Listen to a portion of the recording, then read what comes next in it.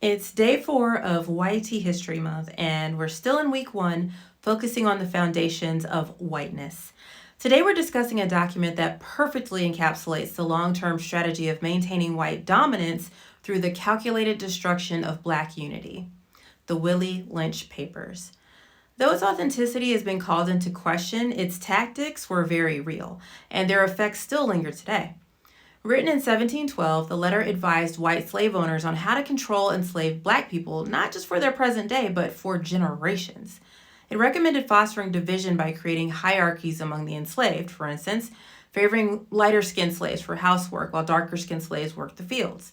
It also recommended breaking familial bonds by emasculating Black men, see buck-breaking, controlling reproduction via random castration and sterilization, and by selling children or spouses.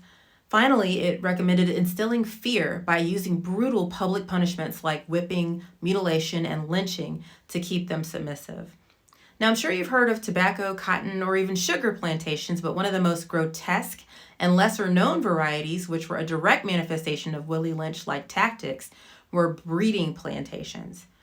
After Congress banned the transatlantic slave trade in 1808, the only way to add slaves was through natural increase. And as you can imagine, that's when these breeding farms really took off. These were essentially factories for human chattel.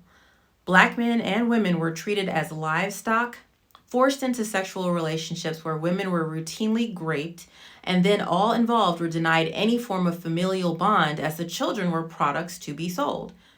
In fact, Black people were so dehumanized that these farms called men and women studs and mares. Even outside of breeding plantations, infants born to all enslaved people weren't called babies. They were called fucking pups. Slaves weren't examined by doctors. They were taken to veterinarians. If they tried to escape, white slave owners couldn't even conceive of Black people desiring freedom. So they were determined to have drapetomania, a form of derangement syndrome.